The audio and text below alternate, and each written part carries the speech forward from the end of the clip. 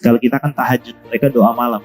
Yang dia doakan siapa? Orang Islam, supaya semuanya bisa dijamah oleh Tuhan Yesus. Kita pernah nggak doakan mereka dapat hidayah? Doakan Pak, bangun malam, ya Allah, turunkan hidayah kepada Luhut Binsar Panjaitan, ya Allah. Ya Allah, turunkan hidayah pada Ahok dan seluruh stakeholder atau seluruh pemerintahan yang masih kafir, ya Allah. Supaya negeri kita ini berubah. 9 naga masuk Islam, maka ketika itu ekonomi langsung dipegang oleh umat Islam. Takbir. Semangat ya, akan bangkitnya khilafah. Kenapa? 10 tahun yang lalu belum ada bahasa-bahasa khilafah. Kenapa tiba-tiba muncul? Ya. Nah, ini Dewan Intelijen Nasional Amerika Serikat atau National Intelligence Council pada Desember 2004 merilis laporan dalam bentuk dokumen yang berjudul Mapping the Global Future. Ya. Pada tahun 2020 akan berdiri kembali pimpinan Islam atau lahirnya sebuah kepemimpinan Islam atau pemerintahan Islam global yang mampu memberikan tantangan perlawanan pada norma nilai-nilai global barat. Itu yang mereka takutkan, dimunculkanlah ISIS. Ya, supaya ini betul-betul tidak terwujud. Supaya apa? Orang tuh membenci yang namanya khilafah. Jangan sampai khilafah itu muncul. Ya. Ini sebentar lagi 100 tahun. Tepat dengan keruntuhan Turki Utsmani tahun 1924. Nah, maka mereka buat segala macam daya upaya untuk menggagalkan. Ini ada dokumennya, kalau saya putar dokumennya, tapi cukup banyak ya. Kita lanjut aja dulu. Nih, dalam ayat Alkitab tentang Laskar Kristus atau prajurit, Paulus mengatakan dalam 2 Timotius, hal ini kuperintahkan kepadamu, jadilah seorang prajurit atau serdadu, atau laskar atau tentara yang tangguh, yang pantang menyerah demi Yesus sebagai panglima.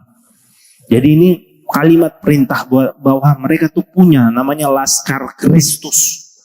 Kita ada Laskar Islam, Laskar Jihad, mereka juga punya. Tapi gerakan mereka ini tersembunyi, terselubung, ya, terselubung, tidak terang-terangan seperti kita. Nah, tapi banyak masuk di ormas-ormas Islam, menyusup di berbagai macam ormas yang kita tidak tahu. Seperti sekarang inilah kondisi negara kita dan yang lain saling diadu domba itu karena mereka banyak masuk di ormas-ormas Islam. Berapa banyak saya punya materi mengungkap penangkapan di berbagai tempat. Di rumahnya Ustadz Abu Bakar Basir, kita ada temukan. Dia komandan Laskar Kristus. Di rumahnya Habib Rizik, saya sendiri nemukan orangnya, nangkap di rumahnya Habib Rizik. Saya punya videonya. Kalau nanti lihat jam 8 boleh saksikan, nanti videonya saya putar di sana. Ya, bagaimana penangkapan penyusup di rumahnya Habib Rizik. Itu sekelas yang militan aja 2 kita dapatkan, apalagi yang lain yang tidak ada menyaring, tidak tersaring orang-orang yang masuk di lembaga-lembaga. Oke, apa tujuan akhir mereka? Yaitu memenangkan pengaruh kekristenan di seluruh aspek kehidupan menuju transformasi dunia. Ya, transformasi atau kristenisasi dunia. Mereka pengen memenangkan seluruh pengaruh kekristenan. Apa maksud transformasi? Yaitu kita berubah dari manusia dunia menjadi manusia rohani. Istilah gereja memasihkan atau mengkristenkan dunia. Inilah yang dimaksud transformasi. Gereja memiliki misi dan tanggung jawab lain, yaitu menghancurkan sistem dan struktur yang jahat atau kuasa gelap. Jadi di luar kekristenan itu adalah sistem dengan struktur yang jahat. Makanya ada sistem khilafah, bagi mereka itu adalah kejahatan, harus dicegah, gitu ya, ditanamkan oleh mereka seperti ini. Jadi ini adalah tugas gereja. Ambisi mereka sejalan dengan misi global kekristenan saat ini dan ke depan. Kekristenan meyakini bahwa ajaran Islam itu bersumber dari kuasa kegelapan. Khilafah adalah sistem di luar kekristenan, maka wajib dihancurkan. Nah, sangat aneh bila ada umat Islam yang alergi dengan khilafah, yaitu sistem kepemimpinan dalam Islam. Orang Katolik itu punya pemimpin tertinggi tidak? Siapa pemimpin tertingginya? Paus. Pemimpin tertinggi umat Islam siapa? Gak ada. Padahal kita ketika Rasulullah meninggal, Abu Bakar langsung segera diangkat. 2 hari 2 malam tuh diskusi siapa nih, musyawarah untuk menentukan khalifah. Ya, pentingnya kita punya pemimpin. Sekarang kita gampang tercerai-berai karena kita tidak punya pemimpin untuk skala dunia. Ya. Moto perjuangan kristenisasi. Karena kita bagikan domba yang hidup di tengah-tengah serigala, maka kita harus cerdik seperti ular dan tulus seperti merpati. Inilah cara mereka, ya, masuk di tengah-tengah umat Islam, pura-pura manis, ya, tulus seperti merpati, gitu ya. Tapi cerdik seperti ular, bukan cerdik, licik, ya. Mereka tuh licik. Maka mereka mulai membuat gerakan terselubung, namanya hidden mission. Gerakan Islamofobia ini banyak di mana-mana, ya. Gerakan Islamofobia, orang jadi fobia terhadap Islam, alergi terhadap Islam. Nah, ini yang terjadi tahun 2007, penistaan agama. Coba kita lihat, mereka itu saja dalam berdoa diajarkan training dalam Kristen, ya. Ada training doa. Yang pernah tahu kisah ini, tahun 2007 kejadiannya, mereka semua pakai jubah dan jilbab sebagaimana orang Muslim, tapi di dalamnya ini semua Kristen. Pakainya pakaian Muslim, tapi semuanya Kristen. Dan di situ dihujatlah Al-Quran. Dia bilang Al-Quran ini adalah sumber kejahatan. Ya, lihat bagaimana habis itu ditaruh di lantai, dihujat. Keluarlah roh kegelapan. Oh, diruqyah tuh Al-Quran sama mereka, ya. Akhirnya kita umat Islam melihat seperti itu, kita laporkan. Kurang lebih 43 orang ditahan di tangan saya, saudara. Saya anggap demikian supaya saudara mengetahuinya, melihatnya dengan jelas, dan mengenali buku ini. Di dalam buku ini terdapat ajaran-ajaran yang telah menyesatkan berjuta-juta orang.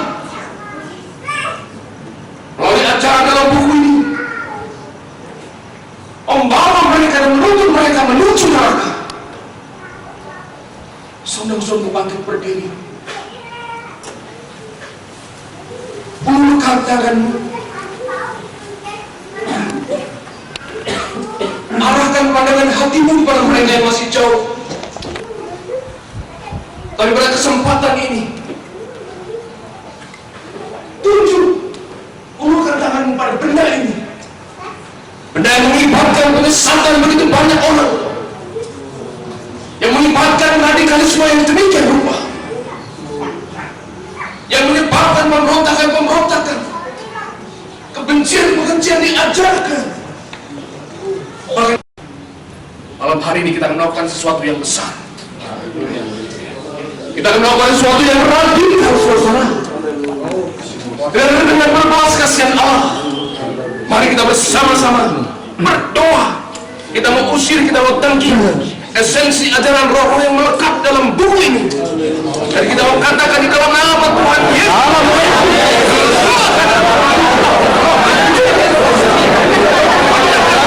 Berdoanya serius supaya itu keluar roh-roh jahatnya. Bahkan dia doa supaya bagaimana orang-orang di pesantren, di masjid-masjid, di musola-musola, semua Engkau genggam mereka, ya Tuhan. Jadi bagi mereka tuh Roh Kudus tuh datang pada kita itu seakan-akan Roh Kudus itu adalah Roh Tuhan. Padahal menurut kita dia kirim jin itu. Makanya pernah lihat ya, satu sekolah kesurupan massal, satu madrasah kesurupan massal. Kenapa? Itu mereka biasanya ada di rumah di dekat pondok itu atau sekolah itu, yang mereka sedang kebaktian seperti tadi. Ya Tuhan, jamah mereka Tuhan. Ya Tuhan, jamah mereka Tuhan. Turunlah Roh Kudus-Mu. Tiba-tiba situ kesurupan massal. Gitu ya. Jadi mereka ngirim jin. Nanti mereka sendiri yang mengeluarkan. Boleh kami bantu? Begitu dia angkat tangan begini, semuanya langsung tertidur semua. Dia yang menebar, dia juga yang pura-pura dia yang nyembuhin. Gitu. Ini metode-metode misionaris saat ini seperti ini ya. Kami mengasihi mereka, Bapak, dan kami rindu mereka terlepas dari ajaran sesat. Kami rindu mata hati mereka dibukakan oleh Roh Allah untuk melihat terang Allah, untuk melihat terang Kristus, dan untuk bertemu dengan Kristus. Mari Bapak, kami berdoa saat ini Tuhan, baik mereka yang ada di pondok pesantren, mereka yang ada di masjid, mereka yang ada di musola-musola, mereka yang ada Tuhan di madrasah-madrasah. Bapak, jawab